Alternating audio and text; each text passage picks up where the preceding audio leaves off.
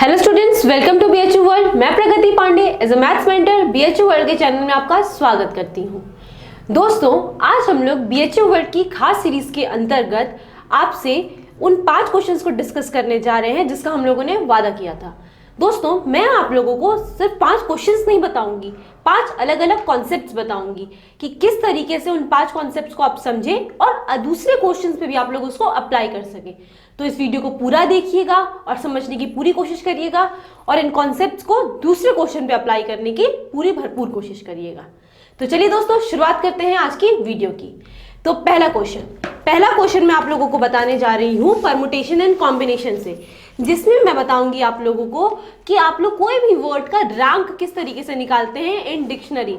जैसे कि ऐसे क्वेश्चंस आते हैं आप लोगों के एग्जाम्स में कि कोई वर्ड दे दिया जाता है और बोला जाता है कि बताइए इस वर्ड का रैंक क्या होगा डिक्शनरी के अंदर। तो ये देखिए, हमारा जो वर्ड है वो है इंडिया, INDIA, इंडिया। तो जैसे हम लोग डिक्शनरी में वर्ड्स किस तरीके से रखे जाते हैं, डिक्शनरी में वर्ड्स पहले रखे जाते हैं ए अल्फाबेट से शुरू, फिर उसके बाद फिर बी अल्फाबेट से शुरू, फिर सी अल्फाबेट से शुरू, फिर ऐसे ही डी, फिर ई, ऐसे आगे बढ़ता जाता है आप लोगों का। तो उसी तरीके से पहले इसमें जो सबसे पहला वर्ड आएगा वो ए से शुरू होगा, फिर डी से शुरू होगा, फिर अलग अलग वर्ड से शुरू होगा और फिर एक पूरा का पूरा वर्ड बनेगा। तो किस तरीके से इसको हम लोग रखें, तो सबसे पहले तो इसको पहले देख लीजिए, इसको किस तरीके से इसका पूरा का पूरा परमुटेशन होगा, मतलब कितने तरीके से ये अरेंज हो सकता है वर्ड। तो हम लोगों को पता है कि अगर हम लोगों को वर्ड्स का अरेंजमेंट देखना होता है तो हम लोग किस तरीके कैसे देखते हैं, कितने नंबर ऑफ टोटल वर्ड्स हैं यहाँ पे, 1 2 3 4 5, 1 2 3 4 5, तो 5 फैक्टोरियल। लेकिन यहाँ पे क्या होता है, जितने नंबर ऑफ वर्ड सेम होते हैं, इसमें क्या क्या सेम है, यहाँ पे आई 2 बार आ रहा है, मतलब कि आई रिपीट कर रहा है। तो जितनी बार कोई भी एक वर्ड रिपीट करे उसको उसने नंबर से डिवाइड कर देते हैं। अगर मान ली तो ये सिंपल, ये डायरेक्ट ये भी क्वेश्चन आ सकता था कि बताइए ये कितने तरीके से अरेंज हो सकता है। तो इसका आंसर ये हो जाता आप लोगों का 5 फैक्टोरियल मतलब 120 डिवाइडेड बाई 2 60 आप लोग आंसर्स लिख देते हैं, ठीक। और जैसे कि मान लीजिए इसमें तो सिर्फ आई रिपीट कर रहा है, ऐसा कोई वर्ड हो जिसमें ए भी रिपीट कर रहा हो, ए मान लीजिए 3 बार रिपीट कर रहा हो, तो आप इसको किस तरीके से लिखेंगे, 5 फैक्टोरियल नहीं रह जाएगा। यहाँ पे कितने नंबर ऑफ वर्ड्स हो गए, 1 2 3 4 5 6 7 factorial divided by I 2 bar repeat कर रहा है और ए जो है वो 3 बार रिपीट कर रहा है।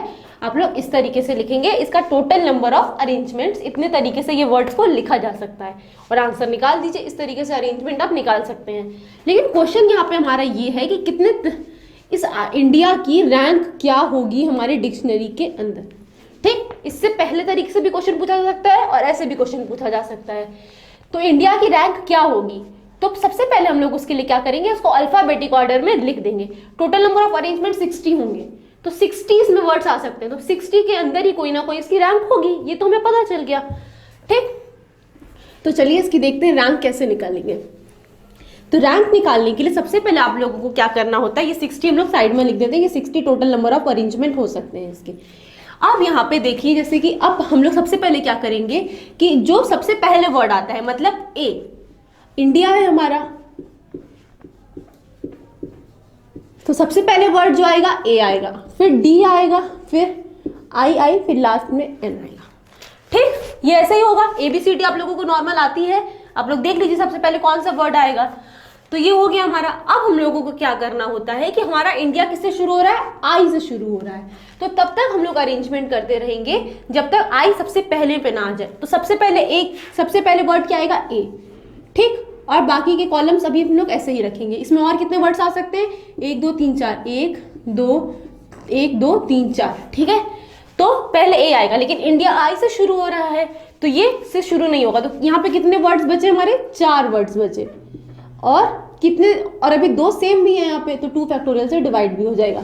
आई के बाद हमारा क्या आएगा, डी आएगा, लेकिन इंडिया डी से भी शुरू नहीं हो रहा है, तो फिर से यहाँ पे 4 वर्ड बचे, तो यहाँ पे कितना हो गया, 4 फैक्टोरियल डिवाइडेड बाय 2 फैक्टोरियल, बिल्कुल इसकी तरह से। अब यहाँ पे आ गया हमारा आई। अब हम लोग क्या देख रहे हैं, इंडिया आई से ही शुरू हो रहा है, ठीक। तो ये आई यहाँ पे हमारा फिक्स हो गया। अब इस आई को नहीं हिलाना है, अब हमें इन चारों वर्ड्स में से भी देखना है, ठीक। तो इन चारों में अब आई खत्म हो गया, फिर वापस एकदम स्टार्टिंग में आ जाइए, एकदम स्टार्टिंग में। ठीक, तो स्टार्टिंग में क्या है हमारे पास, ए है, लेकिन हमारा आई के बाद क्या आएगा, एन आएगा, तो यहाँ पे ए भी काम नहीं करेगा। तो फिर कितने वर्ड्स बचे, 1 2 3। अब यहाँ पे आपको 2 फैक्टोरियल से डिवाइड नहीं करना है, क्योंकि यहाँ पे सिर्फ और सिर्फ एक ही आई बचा। अब यहाँ पे अब हमारे पास 2 आई नहीं बचे, तो अब यहाँ पे एक भी वर्ड्स रिपीट नहीं कर रहा है, इसलिए अब हम लोगों को यहाँ पे 2 फैक्टोरियल नहीं करना है। उसके बाद अब आई तो फिक्स रहेगा आपका, लेकिन ए हमारा यहाँ पे नहीं आ रहा है, तो आई के बाद फिर ए के बाद क्या आएगा, डी आएगा, लेकिन डी भी जो है हमारा वो आई के बाद डी नहीं आ रहा है हमारा, तो क्या करेंगे हम लोग, फिर से 3 फैक्टोरियल से यहाँ पे कर देंगे। ठीक, तो अब आई के डी के बाद क्या आएगा, फिर वापस आई लिखेंगे हम लोग, लेकिन फिर से इसमें आई नहीं आ रहा है, तो फिर से वापस 3 फैक्टोरियल हो जाएगा। अब आई के बाद फिर हम लोग क्या लिखेंगे, एन। अब हम लोग क्या देख रहे हैं, आई के बाद एन ही आ रहा है हमारा, तो ठीक, तो हमारे ये 2 लेटर्स फिक्स हो गए। अब यहाँ पे कितने बचे हमारे, 3 लेटर्स बचे। ठीक, तो 3 लेटर्स में फिर आई के बाद एन फिक्स हो गया। अब वापस एकदम शुरुआत में आ जाइए, शुरुआत में क्या लिखा हुआ है, ए लिखा हुआ है। क्या आई एन ए आ रहा है हमारा इंडिया की स्पेलिंग, नहीं, आई एन डी है हमारी इंडिया की स्पेलिंग, तो हमारा ए भी यहाँ पे फिक्स नहीं हुआ। तो फिर यहाँ पे कितने फैक्टोरियल हो गए, हमारे 2 नंबर्स बचे, इसलिए हमारा यहाँ पे हो गया 2 फैक्टोरियल। ठीक, आई एन ए के बाद फिर से 2 फैक्टोरियल हो गया हमारा। उसके बाद फिर हम लोग आई एन के बाद क्या देखेंगे, आई एन के बाद हम लोग वापस देखेंगे कि हमारा आई एन के बाद हम लोग ए के बाद क्या रखेंगे, डी ही रखेंगे। ठीक, तो फिर हम लोग क्या देख रहे हैं कि डी भी हमारा फिक्स हो चुका है। ठीक, तो अब यहाँ पे डी को भी फिक्स कर दीजिए, और यहाँ पे और कितने लेटर्स बचे हुए हैं हमारे पास, 2 लेटर्स बचे हुए हैं। तो अब हमारे पास अब इसको फिक्स हो गया, फिर वापस एकदम शुरुआत में जाइए, तो फिर क्या आएगा हमारे पास, ए आ जाएगा। ठीक, तो ए इस बार फिर से हमारा 1 लेटर बचा यहाँ पे, क्योंकि आई एन डी, फिर वापस आई आ रहा है, तो यहाँ पे हम लोग 1 लेटर फिक्स कर दिए, और उसके बाद फिर आई एन डी, और अब फिर हम लोग क्या रखेंगे, आई रखेंगे, और ये ए, तो ये इसका भी 1 हो जाएगा। ठीक, तो इस तरीके से हमारा ये हो जाएगा। तो ये जो हमारा नंबर आएगा वो कितने उसके बाद आएगा, 4 फैक्टोरियल डिवाइडेड बाय 2 फैक्टोरियल क्या होता है, 4 3 12 डिवाइड, ये भी 12, ये 6, ये 6, ये 6, ये 2, ये 1 + 1 2। तो इन सबको सम करेंगे आप लोग, तो आप लोगों का सम आ जाएगा 46। ठीक, तो ये 45 टर्म्स के बाद आएगा हमारा जो इंडिया होगा, वो 46 टर्म होगा इस लेटर के अंदर। ठीक, तो आपको इस तरीके से निकालते हैं हम लोग डिक्शनरी में ऑर्डर, इन सबको आपको सम करना है, और आपका आ जाएगा डिक्शनरी का रैंक का ऑर्डर। समझ में आया आप लोगों को किस तरीके से मैंने निकाला है। यहाँ पे सबसे पहले आप लोगों को पहला लेटर लिखना है, और फिर जो लेटर्स बच रहे हैं उसको मल्टीप्लाई करके, और अगर लेटर्स रिपीट कर रहे हैं तो डिवाइड कर देना है आप लोगों को, और इसी तरीके से निकालना है। तो अब ये मैं आप लोगों को होमवर्क दूंगी, और उसका आंसर मैं आप लोगों को बता देती हूँ। उसका आप लोगों को रैंक निकालना है डिक्शनरी में, और उस वर्ड का नाम है ज़ेनिथ, ZENITH। इसका रैंक निकालना है डिक्शनरी में, और इसकी रैंक है 616। ठीक, तो ये आप लोगों को खुद से करना है, और अपना आंसर मैच करना है कि क्या 616 के बराबर आ रही है आप लोगों की रैंक, और आप लोगों को ये मुझे कमेंट बॉक्स में बताना है कि हाँ आपकी आ रही है कि नहीं आ रही है। ठीक, तो चलिए, बहुत इजी क्वेश्चन है, लेकिन इस तरीके के क्वेश्चंस आते हैं एग्जाम में, तो आप लोगों को देखना है। तो चलिए अब देखते हैं हम लोग नेक्स्ट क्वेश्चन, जो कि हमारा है क्वाड्रेटिक इक्वेशन से।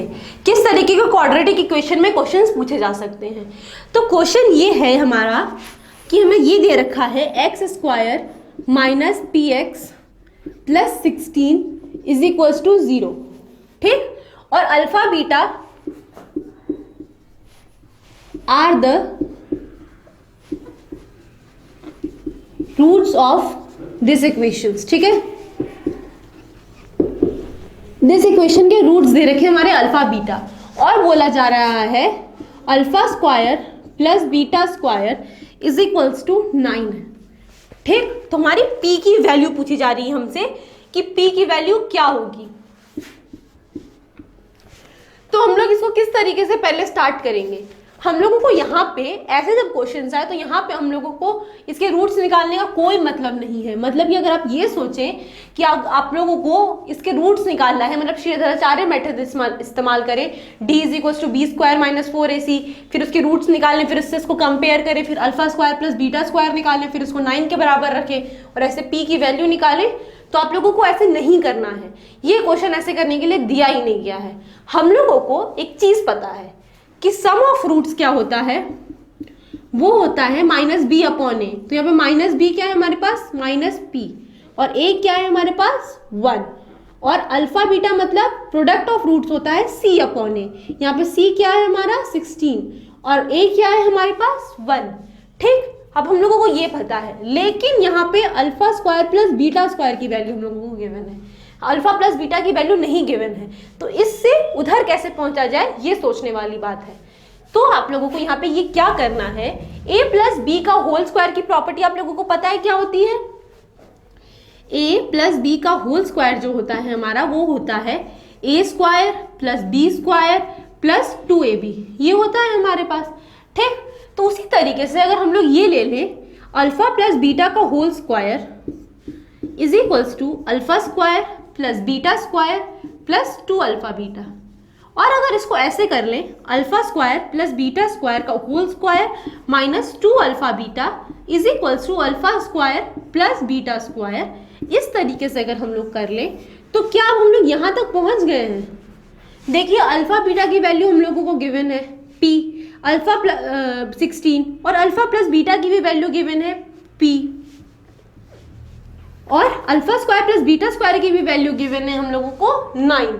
ठीक, तो यहाँ पे मैंने कुछ तामझाम नहीं किया, रूट्स नहीं निकाले, बस मैंने एक छोटी सी प्रॉपर्टी इस्तेमाल की जिसका नाम था alpha plus beta is equal to minus b upon a, alpha into beta is equal to c upon a, बस। और अगर आप लोगों को ऐसे क्वेश्चन आए तो आप लोगों को भी यही सोचना है कि पहले ये प्रॉपर्टीज कैसे इस्तेमाल करें, क्योंकि आप लोग रूट्स निकालने बैठेंगे तो इक्वेशंस जो होंगी वो बहुत कॉम्प्लिकेटेड होंगी। आंसर तो आ जाएगा आपका, लेकिन बहुत टाइम लेके आंसर आएगा, जो कि बिल्कुल सही नहीं है आप लोगों का आंसर आने के लिए। ठीक, तो ये हो गया। तो चलिए अल्फा प्लस बीटा का होल स्क्वायर डालते हैं, तो ये क्या हो जाएगा पी स्क्वायर। ठीक, अल्फा प्लस बीटा का होल स्क्वायर, तो ये हो जाएगा पी स्क्वायर। अल्फा बीटा क्या हो जाएगा हमारे पास, माइनस 2 इंटू अल्फा बीटा क्या है हमारे पास 16, तो पी स्क्वायर माइनस 16 किसके बराबर है, alpha square plus beta square के बराबर, और alpha square plus beta square हमारा क्या दे रखा है 9 दे रखा है। ठीक, तो ये पी स्क्वायर क्या हो जाएगा 9 प्लस 32, 9 प्लस 32 कितना होता है 41। ठीक, तो जो हमारा पी आ जाएगा वो क्या आ जाएगा हमारा प्लस माइनस रूट ओवर 41। बहुत इजी क्वेश्चन था, लेकिन अगर आप लोग इसको इस तरीके से करते कि रूट्स निकालते फिर करते तो बहुत टाइम टेकिंग हो जाता आप लोगों का। तो यहाँ पे मैं आप लोगों को एक ट्रिक बता रही थी और किस तरीके से आपको ये सॉल्व करना है। ठीक, तो बहुत इजी हो गया आपके पास ये क्वेश्चन। चलिए अब हम लोग देखते हैं नेक्स्ट क्वेश्चन, जो कि है हम लोगों का कॉम्प्लेक्स नंबर से क्वेश्चन। कॉम्प्लेक्स नंबर भी बहुत आसान टॉपिक है और उससे भी क्वेश्चंस बहुत जल्दी हो जाते हैं, तो आप लोगों को भी देखना है कि किस तरीके से आप लोग करेंगे कॉम्प्लेक्स नंबर के क्वेश्चंस को। और बीएचयू का ये ट्रेंड है कि इस तरीके का क्वेश्चन बहुत पूछता है, जो भी मैं आप लोगों को बताने जा रही हूँ। तो क्वेश्चन है हम लोगों का 1 प्लस रूट ओवर 3 की पावर 100 आई प्लस आई माइनस रूट ओवर 3 की पावर 100 प्लस 2 की पावर 100 की वैल्यू पूछ रहा है आप लोगों से कि कितनी होती है इसकी वैल्यू। तो हम लोग पहले देखेंगे इस क्वेश्चन को। हम लोग a प्लस आई बी का हम लोग स्क्वायर कर सकते हैं बहुत आराम से, क्यूब कर सकते हैं। 4 का हम जब जैसे पावर 4 आती है वहां से हम लोगों को घबराहट शुरू होने लग जाती है और हम लोग नहीं कर पाते हैं। तो इस तरीके के क्वेश्चन को किस तरीके से करें। और यहाँ पे प्लस हमारा ये भी है कि हमारा हम लोगों को ये भी पहले से पता है कि cos theta plus I sine theta की पावर n जो होती है वो n अंदर आ जाता है, लेकिन जो है यहाँ पे ये कॉस थीटा और साइन थीटा के फॉर्म में भी नहीं है। तो फिर अब हम क्या करें, अब तो हम लोगों को बहुत मुश्किल हो जाएगी। तो इसमें आप लोगों को क्या करना है कि जो ये कॉफिशिएंट्स है, मतलब इमेजिनरी के कॉफिशिएंट्स और इसका जो कॉफिशिएंट है, हर बार अगर इस तरीके का आए तो आप लोगों को इमेजिनरी का कॉफिशिएंट और रियल का कॉफिशिएंट, इमेजिनरी का कॉफिशिएंट क्या है यहाँ पे हर जगह 1 है, और इधर √3 ले या -√3 ले, मतलब आप लोगों को इस तरीके से करना है। अगर इक्वेशन हमारी a+ib है तो a² + b² आप लोग करिए, ठीक, √ओवर, और क्या आंसर आ रहा है उसको देखिए। तो चलिए देखते हैं इसको करने से पहले क्या आ रहा है हमारे पास। तो देख रहे हैं हम लोग इसका कॉफिशिएंट हमारा जो है वो 1 है, तो 1 का स्क्वायर, यहाँ पे √3 का स्क्वायर ले या -√3 का स्क्वायर ले, बात एक ही है हमारी, तो प्लस माइनस ऑफ √3 का स्क्वायर, ठीक, आप लोगों को ये करना है। और इसकी वैल्यू क्या आएगी 1 + 3 मतलब √4, इसका मतलब 2 ± 2 आएगी, लेकिन आप लोगों को नेगेटिव वाली नेगलेक्ट करनी है, सिर्फ और सिर्फ +2 लेनी है, ठीक। तो ये क्या करिए, ये जो वैल्यू आ रही है उसको मल्टीप्लाई और डिवाइड कर दीजिए, ठीक। अब यहाँ पे हमारा पावर 100 है, तो क्या करिए आप लोग 2 की पावर 100 मल्टीप्लाई भी करिए, लेकिन अगर आपने मल्टीप्लाई किया तो आपको डिवाइड भी करना पड़ेगा इक्वेशन स्टेबल करने के लिए, ठीक। तो आप लोग ये कर दीजिए, और जो मल्टीप्लाई वाला 2 की पावर 100 है उसको बाहर ही रहने दीजिए, और जो डिवाइड वाला 2 की पावर 100 है उसको अंदर लेके चले जाइए। तो जब ये √3 की डिवाइडेड बाई 2 की पावर 100, इसकी भी पावर 100 है हमारे पास, प्लस i माइनस √3 की पावर 100, इसकी भी पावर 2 की पावर 100 है, और ये 2 की पावर 100 बाई 2 की पावर 100 1 हो जाएगा हमारा। अब ये दोनों की पावर 200 है, तो क्या हम लोग इसको एक साथ भी लिख सकते हैं ऐसे? हाँ जी बिल्कुल लिख सकते हैं हम लोग, क्योंकि दोनों की पावर ही 100 है हमारे पास। अब हम लोग क्या देख रहे हैं कि हम लोग इसको i/√2 प्लस √3/2 की पावर 100 हम लोग इसको लिख सकते हैं, ठीक, ऐसे लिख सकते हैं हम लोग। उसी तरीके से इसको भी लिख सकते हैं i/2 माइनस √3/2 की पावर 100 प्लस 1, ठीक। अब आप लोग एक चीज देखिए यहाँ पे, अब यहाँ पे जो थीटा जो है हमारा, हमारा जो नंबर है वो साइन थीटा और कॉस थीटा के टर्म में बन गया। जब हम लोग अब ऐसे लिखते हैं cos theta plus I sine theta, ऐसे लिखते हैं। यहाँ पे कॉस थीटा क्या होगा हमारा √3/2, और साइन थीटा क्या होगा, ये ध्यान देखिए, साइन थीटा जो है हमारा वो कॉम्प्लेक्स का वो है हमारा कॉफिशिएंट है, और कॉस थीटा जो है हमारा रियल का कॉफिशिएंट है, ठीक। तो कॉस थीटा यहाँ पे हमारा रियल हो जाएगा, तो कॉस थीटा हमारा ये हो जाएगा, और साइन थीटा हमारा ये हो जाएगा। ये यहाँ पे ये चीज ध्यान रखिएगा कि इसमें उल्टा लिख दिया इन्होंने, तो आपको यहाँ पे गलती नहीं करनी है, ठीक। तो ये क्या हो जाएगा हमारे पास 2 की पावर 100, और ये √3/2, कॉस कितना होता है, यहाँ पे 2 है, कॉस π/6 जो होता है हमारा √3/2 होता है, और साइन π/6 जो होता है हमारा वो भी √1/2 होता है, ठीक, की पावर 100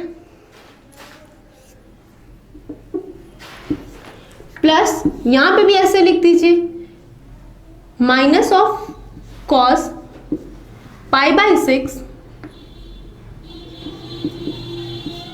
यहां पे हमारा π/6 माइनस हो जाएगा यहाँ पे, क्योंकि कॉस जो है हमारा वो माइनस में है, प्लस आई साइन π/6 की पावर 100 प्लस 1, ठीक। अब ये है हमारा, तो हमारा सबसे पहले है कि यहाँ पे देखिए ये बिल्कुल इस फॉर्म का है, cos theta plus I sine theta के फॉर्म का है हमारा पहला वाला पोर्शन।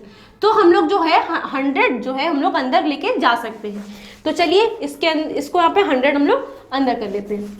तो क्या हो जाएगा जब हम लोग 100 अंदर कर लेंगे, तो जब हम लोग 100 अंदर कर लेंगे तो ये आ जाएगा 2 की power 100 cos 100 π/6 plus I sign 100 π/6, ठीक। लेकिन जो दूसरा वाला है हमारा वो इस फॉर्म का नहीं है, cos theta plus I sine theta, यहाँ पे माइनस लगा हुआ है हमारा यहाँ पे, तो हम लोग ये 100 अंदर अभी नहीं कर सकते हैं। बस इसी फॉर्म के जो पार्ट होंगे उन्हीं को हम लोग सिर्फ और सिर्फ 100 कर सकते हैं। यहाँ पे ये पॉइंट वाली बात भी नोट करने वाली है, ये स्टार में नोट करिए, क्योंकि बच्चे अक्सर ऐसा करते हैं कि ऐसा लिखा हुआ है और 100 अंदर मल्टीप्लाई कर देते हैं, लेकिन आप लोगों को ऐसे नहीं करना है। अब हम लोगों को यहाँ पे ये करना है, चलिए एक और कॉन्सेप्ट फिर समझ लेते हैं हम लोग यहाँ पे। अब हम लोगों को यहाँ पे क्या करना है, जब हमारा ये क्वाड्रेंट होता है ये, इसको हम लोग कहते हैं 0, और जब हम लोग इतना चल जाते हैं तो उसको कहते हैं हम लोग π/2। जब हम लोग वापस आते हैं यहाँ पे तो इसको पाई कहते हैं, और जब यहाँ पे जाते हैं तो 3π/2 होता है, और इसको हम लोग कहते हैं 2π।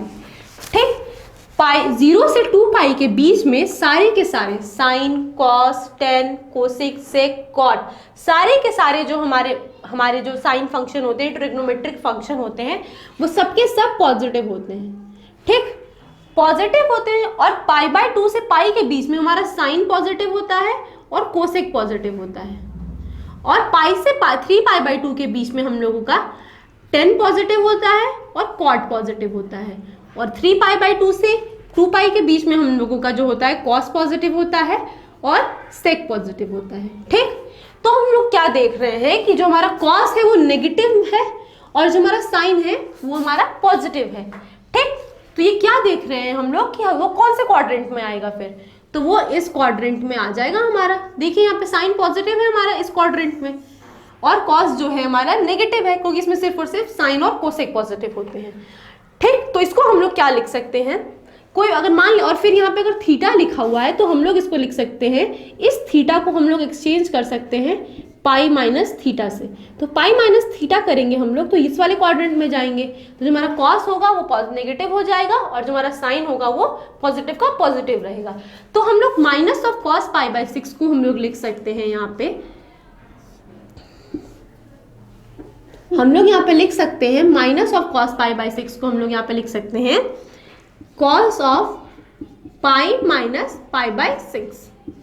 ठीक, पाई माइनस π/6 जो होगा हमारा, पाई माइनस थीटा हमारा कौन से क्वाड्रेंट में गया, सेकेंड क्वाड्रेंट में गया, और यहाँ पे हमारा कॉस नेगेटिव होता है, और इसको भी हम लोग लिख सकते हैं plus I sine pi minus π/6।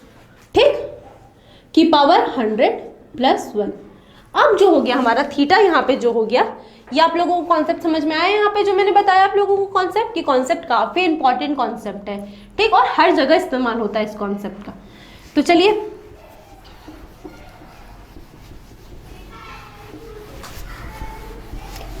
अब जो है हमारा वो थीटा जो है हमारा वो बदल गया। अब थीटा जो है हमारा वो क्या हो गया हमारा यहाँ पे 2⁻100 cos 100π/6 मतलब cos 50π/3।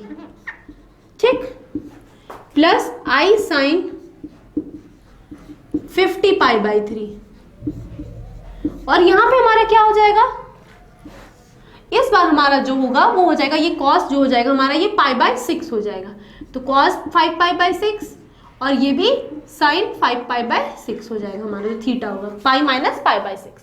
ठीक, तो अब हम लोग यहाँ पे करेंगे, अंदर लेके जाएंगे, तो ये क्या हो जाएगा cos 100π/6 plus I sign 100π/6 plus 1। ठीक, अब यहाँ पे हमारा ये 100 नहीं 500 हो जाएगा हमारा यहाँ पे, क्योंकि 5 से मल्टीप्लाई होगा हमारा यहाँ पे। ठीक, तो ये चीज हो गई हमारी। अब हम लोगों को क्या पता है यहाँ पे, अब हम लोग इसको किस तरीके से अब सॉल्व करेंगे, क्योंकि ये जो थीटा जो है हमारा वो काफी ज्यादा बड़ा है। तो अगर हम लोग इसको इस तरीके से लिखें कि मान लीजिए कि थीटा हम लोगों का इस तरीके से है कि हम लोग इस तरीके से थीटा लिख रहे हैं हम लोग यहाँ पे कि इसको x माइनस π/3 लिखें, और अगर ये 50π/3 हो जाए हमारा, ठीक ना, तो ये जो हो जाएगा हम लोग इसके 50π/3 को हम लोग इस फॉर्म में लिख दें x माइनस π/3 के फॉर्म में, तो जो है हमारा वो थोड़ा सा कम हो जाएगा, क्योंकि हम लोगों को π/3 में हैंडल करना पड़ेगा। ठीक, तो ये x जो हो जाएगा हमारा वो क्या हो जाएगा 50π plus pi divided by 3 is equal to 51π/3, तो ये कितना हो जाएगा 17π/17π। ठीक, तो हम लोग इसको क्या लिख सकते हैं, cos को 17π माइनस π/3। किस तरीके से मैंने लिखा, मैंने क्या किया, मैंने इसलिए मान लीजिए x माइनस को π/3 हम लोग लिख पा रहे हैं इसको, और ये जो हमारा जो आ रहा है वो 50π/3 आ रहा है, तो x हमारा यहाँ पे क्या होगा 17π आ गया इससे इसको प्लस करने पे। ठीक, तो हमारा इसको हम लोग 17π माइनस π/3 लिख रहे हैं। अब मैं आपको बता रही हूँ कि यहाँ पे हम लोग ऐसा क्यों कर रहे हैं, इसका मैं आप लोगों को अभी रीजन बताऊंगी।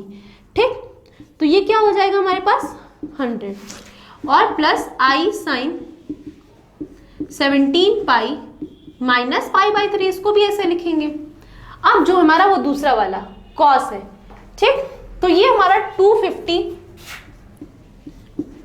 पाई बाई 3 है, इसको कट कर दिया मैंने यहां से, ठीक। तो ये जो है हमारा वो क्या हो जाएगा, अब हम लोग इसको मान लीजिए x माइनस पाई बाई 3 लिखेंगे is equals to 250 pi by 3 लिखेंगे, ठीक। तो इससे हम लोग x की वैल्यू निकाल सकते हैं, लेकिन हम लोग जब ऐसे करेंगे, या आप लोग प्लस भी कर सकते हैं माइनस भी कर सकते हैं। यहाँ पे मैंने माइनस किया, तो मैं यहाँ पे क्या देख रही हूँ, यहाँ पे माइनस फिट नहीं बैठ रहा है, इसके साथ प्लस फिट बैठ रहा है। तो ये क्या हो जाएगा 250 पाई माइनस पाई बाई 3 आ जाएगा ये। तो ये कितना हो जाएगा 249 पाई बाई 3, ठीक। तो इससे कितना आ जाएगा हमारे पास 83। अब मैंने यहाँ पे प्लस या माइनस में किस तरीके से देख रही हूँ, मैं ये देख रही हूँ कि इन दोनों का प्लस करने के बाद जो नंबर आ रहा है क्या वो 3 से डिविजिबल है। मैं इसको एक पूरा होल नंबर बनाना चाह रही हूँ, एक नेचुरल नंबर बनाना चाह रही हूँ, ताकि मैं इसको इसके फॉर्म में लिख सकूँ। लेकिन जब मैं x माइनस पाई बाई 3 करके इज इक्वल 250 पाई बाई 3 लिख रही हूँ, तो जो हमारा आ जा रहा है वो 251 पाई बाई 3 आ जा रहा है, जो ये नंबर जो है हमारा वो 3 से डिविजिबल नहीं है, ठीक। इसीलिए मैंने यहाँ पे प्लस कर दिया, ताकि हम लोग जो नंबर बना लें वो 3 से डिविजिबल बना लें, और जो दूसरा नंबर आए हमारा वो एक होल नंबर आ जाए, ठीक। तो हमारा जो आंसर आएगा यहाँ पे क्या आ जाएगा, यहाँ पे इसको हम लोग लिख सकते हैं plus cos 83 pi minus pi by 3 plus I sine 83 pi minus pi by 3 plus 1, ठीक। ये हो 83 पाई प्लस पाई बाई 3 था हमारा यहाँ पे, ठीक। अब वापस इस वाले कॉन्सेप्ट्स में जाते हैं, तो यहाँ पे 0 था, ये पाई बाई 2 था, ये जो था हमारा वो पाई था, ये 3 पाई बाई 2 था, और जो ये था हमारा वो 2 पाई था। जो यहाँ पे देख रहे हैं आप लोग, ये ASTC से आप लोग ये फॉर्मूला याद करिए। जो हम लोग यहाँ पे देख रहे हैं, तो यहाँ पे आप लोग क्या देख रहे हैं, यहाँ पे odd multiples of pi by 3 है, पाई होगा, फिर 3 पाई होगा, फिर हमारे पास 5 पाई होगा, मतलब यहाँ पे odd multiples of pi by 3 है। और जो इस वाली लाइन में जो है हमारे पास वो even multiples of pi by 3 है, ठीक। तो यहाँ पे आप लोग क्या देख रहे हैं, यहाँ पे दोनों जगह जो आ रहा है वो हमारा आ रहा है odd multiples of pi by 3, ठीक। तो अब क्या देख रहे हैं आप लोग, 17 पाई माइनस पाई बाई 3, मतलब 17 पाई माइनस, मतलब कौन से क्वाड्रेंट में आया, सेकेंड क्वाड्रेंट में आया। यहाँ पे साइन पॉजिटिव होता है, लेकिन जो कॉस होता है हमारा वो नेगेटिव होता है, ठीक। तो ये क्या हो जाएगा 2 की पावर 100, और ये cos minus of cos pi by 3 हो जाएगा हमारे पास, ठीक। और प्लस आई, और आई जो साइन होगा हमारा वो पॉजिटिव रहेगा, क्योंकि सेकेंड क्वाड्रेंट में जो होता है हमारा साइन पॉजिटिव रहता है। तो ये कितना हो जाएगा साइन पाई बाई 3, ठीक। प्लस यहाँ पे हमारा ऑड मल्टीपल्स प्लस है, तो जब ऑड मल्टीपल्स प्लस में जा रहे हैं हम लोग, तो कौन से क्वाड्रेंट में जा रहे हैं हम लोग, थर्ड क्वाड्रेंट में जा रहे हैं। तो थर्ड क्वाड्रेंट में जो होता है हमारा जो कॉस होता है वो हमारा नेगेटिव होता है, तो फिर से इसको नेगेटिव लिख दीजिए, minus of cos pi by 3, और जो हमारा साइन होगा थर्ड क्वाड्रेंट पे वो भी नेगेटिव होता है। तो ये कितना हो जाएगा minus of sine pi by 3 plus 1। अब क्या देख रहे हैं आप लोग, साइन और साइन कट हो गया हमारे पास, और माइनस कॉस पाई बाई 3 कितना होता है, माइनस हाफ, ठीक। तो चलिए लिख देते हैं माइनस हाफ,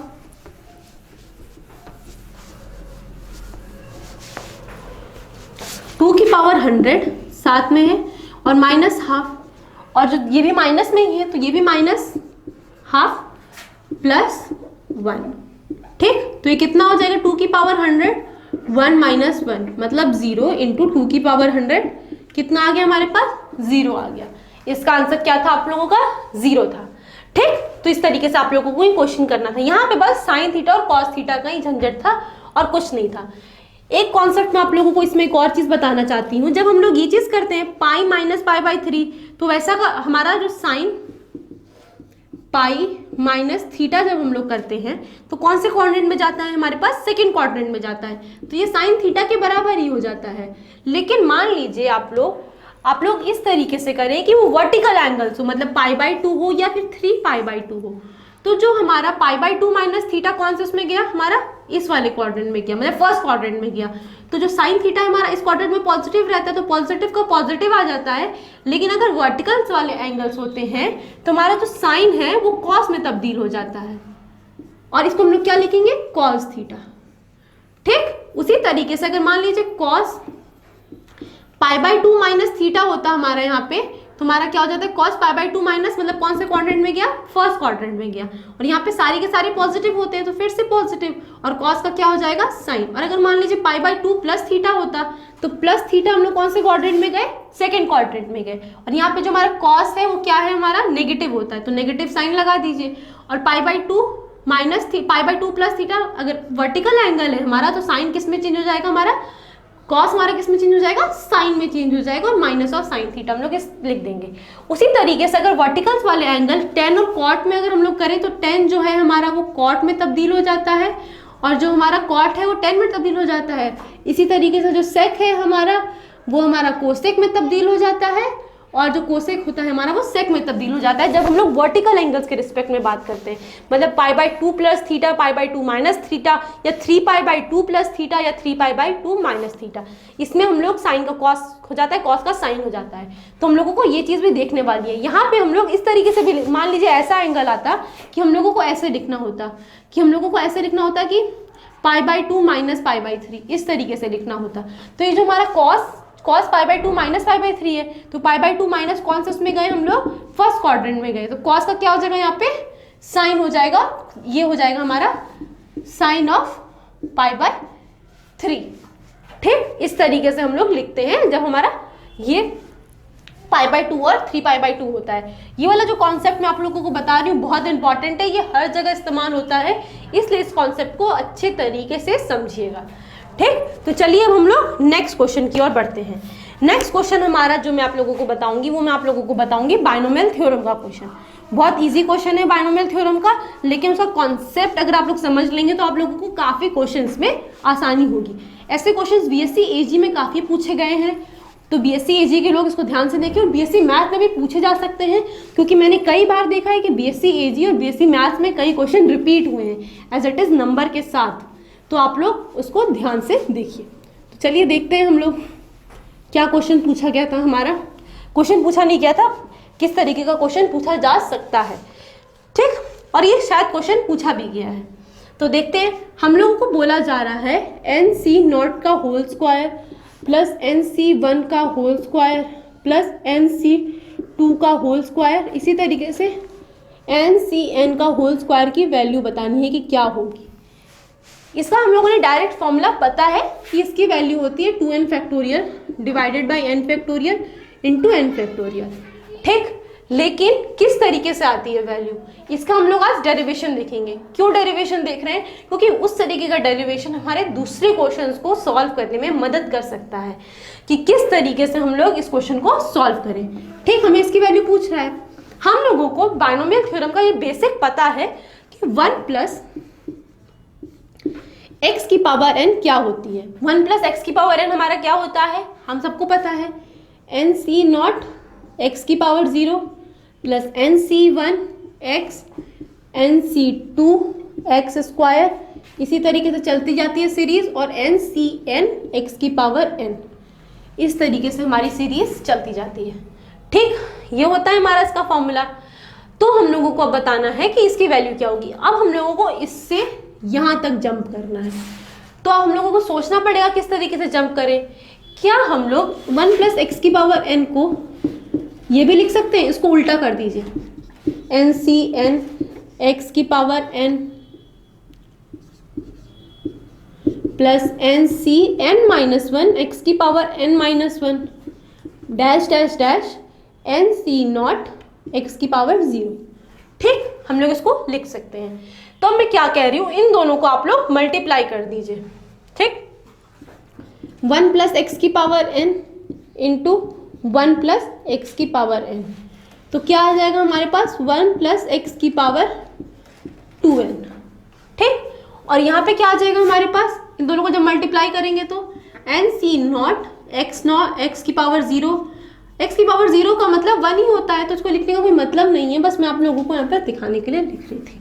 तो n C not plus n c one x plus n c two x square plus dash dash dash n C n x की power n into N C n x की power n plus n C N minus one x की power n minus one plus n C not.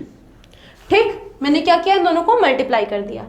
अब आप लोगों को क्या करना है, अब देखिए इसमें आपको पैटर्न समझने की कोशिश करना है। ठीक, अगर हम लोग x की पावर n का कोफिशिएंट्स निकालें तो क्या आएगा हमारा, ये मैंने मल्टीप्लाई कर दिया। ठीक, तो हम लोग किस तरीके से निकालें x की पावर n का कोफिशिएंट्स।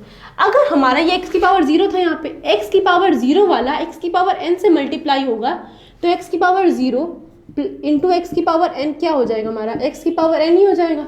तो x की पावर n का कोफिशिएंट यहाँ पे क्या आएगा हमारा, x की पावर n एन सी naught into N C N. ठीक, और अगर 1 वाला हमारा मल्टीप्लाई होगा x की पावर n माइनस 1 से, तो हमारा क्या आएगा, देखिए x की पावर 1 इंटू एक्स की पावर n माइनस 1 जब मल्टीप्लाई होगा तो हमारा x की पावर n आ जाएगा। ठीक, तो मैंने क्या किया, x की पावर 1 वाले को x की पावर n से जब मल्टीप्लाई किया तो x की power n C N minus 1। ठीक, उसी तरीके से स्क्वायर वाला मल्टीप्लाई किससे होगा कि हमारा आ जाए n माइनस 2 से मल्टीप्लाई होगा, तो एन सी एन माइनस 2। ठीक, तो आप लोग क्या देख रहे हैं, इन दोनों का जो सम आ रहा है हमेशा हमारे पास n आ रहा है, तो उसी तरीके से चलता जाएगा और क्या आ जाएगा यहाँ पे हमारे पास n C n into N C not. ठीक, ये x की पावर n का कोफिशिएंट आया। उसी तरीके से हम लोग x की पावर n माइनस 1 का कोफिशिएंट क्या होगा हमारे पास, देखते हैं हम लोग x की पावर n माइनस 1 का कोफिशिएंट क्या होगा। जब हमारा 0 वाला मल्टीप्लाई होगा n माइनस 1 से, तब हमारा x की पावर n माइनस 1 का कोफिशिएंट निकलेगा। तो चलिए निकालते हैं हम लोग x की पावर n माइनस 1। हालांकि मैं इसका काम नहीं है, बस मैं आपको समझाने के लिए निकाल रही हूँ कि मैं क्या कर रही हूँ, यहाँ पे क्लियरेंस देने की कोशिश कर रही हूँ ताकि आपको कॉन्सेप्ट समझ में आ जाए। ठीक, तो यहाँ पे x की पावर n माइनस 1 का कोफिशिएंट क्या होगा हमारे पास, एन सी नॉट, और 0 वाला किससे मल्टीप्लाई हो रहा है, n माइनस 1 से मल्टीप्लाई हो रहा है हमारे पास, तो यहाँ पे हमारा ये आ गया। ठीक, और ये एन सी वन वाला हमारा यहाँ पे किससे मल्टीप्लाई होगा कि हमारा x की पावर n माइनस 1 आ जाए, n माइनस 2 से मल्टीप्लाई होगा, क्योंकि ये क्या हो जाएगा x की पावर n माइनस 2 प्लस 1, तो x की पावर n माइनस 1। ठीक, तो ये क्या हो जाएगा हमारे पास x की पावर n माइनस 2। उसी तरीके से आप लोग क्या देख रहे हैं, इन दोनों का जो सम हो रहा है हमारे पास वो n माइनस 1 हो रहा है, तो इसी तरीके से चलता जाएगा। तो जो लास्ट वाला टर्म आएगा वो हमारे पास क्या आएगा, हमारे पास n C N minus 1 into N C not, ये हमारे पास लास्ट वाला टर्म आएगा। ठीक, इसी तरीके से हम लोग x की पावर n माइनस 2 का भी कोफिशिएंट निकाल सकते हैं, n माइनस 3 का भी कोफिशिएंट निकाल सकते हैं, और उसी तरीके से हमारा कांस्टेंट टर्म क्या आएगा हमारे पास, हमारा जो कांस्टेंट टर्म होगा वो आएगा हमारे पास, अगर हम लोग एन सी नॉट को एन सी नॉट से मल्टीप्लाई कर दे तो जो हमारा आएगा वो कांस्टेंट टर्म आएगा। ठीक, तो ये हमारा एन सी नॉट का होल स्क्वायर जो होगा हमारा वो एक कांस्टेंट टर्म होगा, और सारे टर्म जो आएंगे हमारे x की पावर में आएंगे, और ऐसे ही सारे पावर्स चलते रहेंगे। लेकिन हम लोगों को क्या निकालना है यहाँ पे, एन सी नॉट का स्क्वायर, एन सी 1 का स्क्वायर, एन सी 2 का स्क्वायर, एन सी n का स्क्वायर, ऐसे निकालना है हम लोगों को। तो हम लोगों को एक चीज पता है यहाँ पे कि जो हमारा एन सी एन होता है वो एन सी आर जो होता है हमारे पास वो किसके बराबर होते हैं, एन सी आर माइनस 1 के, n C N minus r के बराबर होता है। ठीक, ये होता है हमारे पास n c r is equals to N C N minus r के बराबर होता है हमारे पास। ठीक, तो आप लोग क्या देख रहे हैं यहाँ पे, n C not n C n को हम लोग क्या n C N minus n लिख सकते हैं। मैंने क्या किया, n C N minus r ही होता है, तो n C N minus n, तो n C N minus n क्या हो जाएगा, एन सी नॉट हो जाएगा। ठीक, तो ये हम लोग x की पावर n का कोफिशिएंट यहाँ पे देख रहे हैं। ठीक, तो यहाँ पे क्या हो जाएगा, x की पावर n, इसको हम लोग एन सी नॉट का होल स्क्वायर लिख सकते हैं, क्योंकि एन सी एन को भी हम लोग एन सी नॉट ही लिख सकते हैं। उसी तरीके से एन सी एन माइनस 1 को आप लोग क्या, यहाँ पे एन सी 2 एन सी 1 है हमारे पास। इसी तरीके से एन सी एन माइनस 1 को आप लोग क्या लिख सकते हैं, N C N minus 1 is equals to N C 1 लिख सकते हैं आप लोग। इन दोनों को माइनस करिए, यहाँ पे r क्या है हमारे पास, n माइनस 1 है, तो n माइनस 1, तो ये n माइनस n प्लस 1 हो जाएगा। तो तो ये NC1 हो जाएगा हमारे पास। तो इसी तरीके से हम लोग NCn-1 को क्या लिख सकते हैं यहाँ पे, हमारा हम लोग यहाँ पे लिख सकते हैं NC1। तो हम लोग यहाँ पे क्या हो रहा है हमारे पास, हम लोग यहाँ पे लिख पा रहे हैं इसको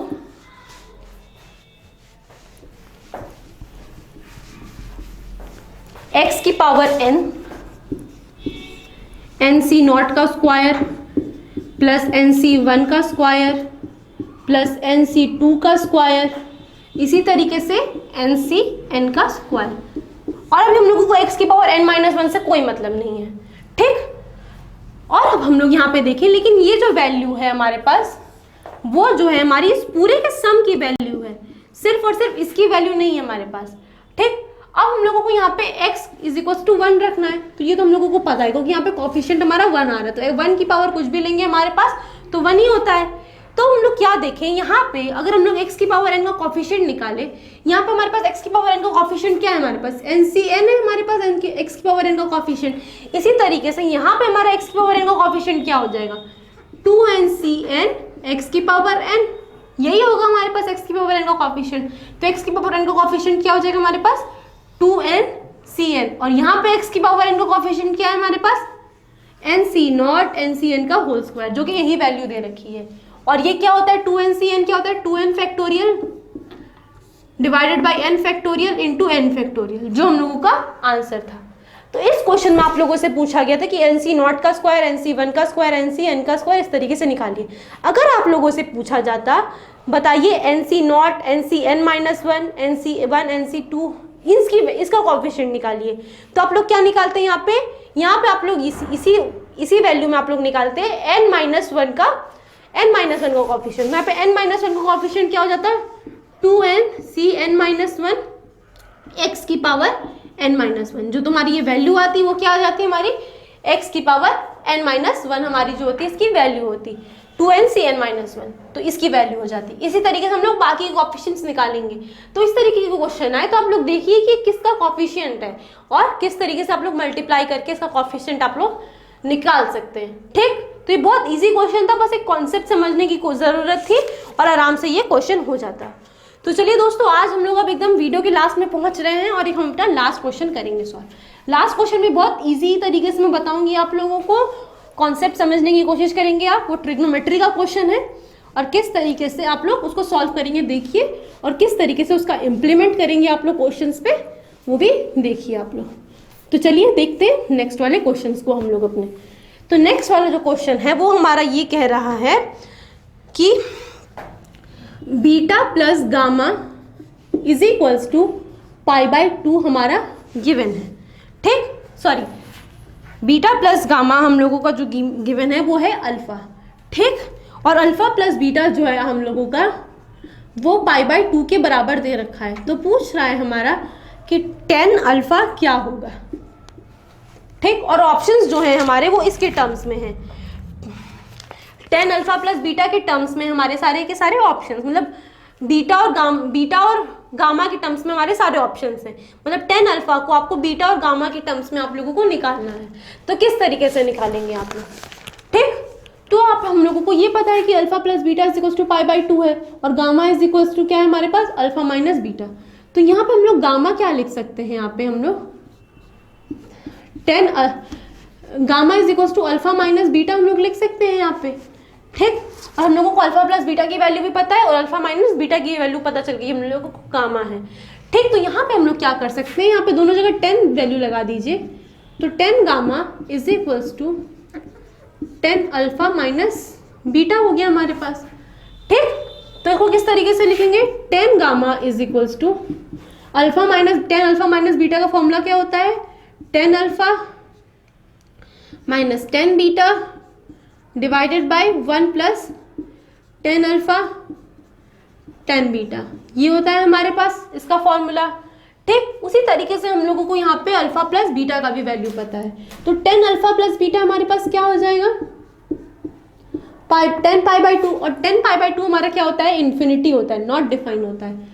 तो जो ये क्या हो जाएगा 10 alpha plus 10 beta divided by 1 minus 10 alpha plus 10 alpha into 10 beta, is equal to infinity, मतलब 1/0। तो इसको इन्फिनिटी होने के लिए क्या करना पड़ेगा, इसको यहाँ पे 0 होना पड़ेगा, मतलब 10 अल्फा इंटू 10 बीटा को हमारा क्या होना पड़ेगा, 1 होना पड़ेगा हमारा यहाँ पे 10 अल्फा इंटू 10 बीटा को। तो चलिए इस समय यहाँ पे क्या मिल गया, यहाँ पे 10 अल्फा इंटू 10 बीटा जो होगा हमारा वहाँ पे 1 होगा, is equal to 10 alpha minus 10 beta divided by 1 plus 1 is equal to 2। इस 2 को इधर ले जाइए, तो ये क्या हो गया, 210 gamma is equal to 10 alpha minus 10 beta. तो क्या आ जाएगा हमारे पास, 210 gamma plus 10 beta is equal to 10 alpha. ये हमारी 10 अल्फा की वैल्यू आ गई और ऑप्शन आप लोगों का इसी तरीके से था। तो आप लोग को मैंने ये क्वेश्चन क्यों बताया, इस क्वेश्चन को मैंने इसलिए बताया आप लोगों को कि आप लोग देखें कि हमारे जो गिवन टर्म्स है उससे हम लोग कंक्लूजन पे किस तरीके से पहुंच सकते हैं। यहाँ पे बच्चा जो यहाँ पे जब 10 अल्फा प्लस बीटा निकालेगा तो यहाँ पे कोई उसकी यहाँ से वो कोई कंक्लूजन नहीं निकाल पाएगा कि 10 अल्फा और 10 बीटा की वैल्यू क्या क्या होगी। लेकिन हम लोग ये वाला पॉइंट देखें जो कि सारे बच्चे मिस कर देंगे, कई बच्चे मिस कर देंगे कि इसको हम लोग यहाँ पे 1 रख दें तो ये इसके बराबर हो जाएगा। तो मैंने आप लोगों को ये पॉइंट समझाने के लिए बताया कि हम लोग किस तरीके से दूसरे इक्वेशन से दूसरे इक्वेशन तक पहुंच सकते हैं। अगर आप लोग इन दोनों को सॉल्व करने बैठते तो आप लोगों को बहुत टाइम लग जाता और आप लोग सॉल्व नहीं कर पाते और एट दी एंड आप लोग आंसर तक नहीं पहुंच पाते। तो किस तरीके से आप लोग इस पॉइंट से इस पॉइंट तक पहुंचेंगे ये मैंने आप लोगों को जानने के लिए क्वेश्चन बताया।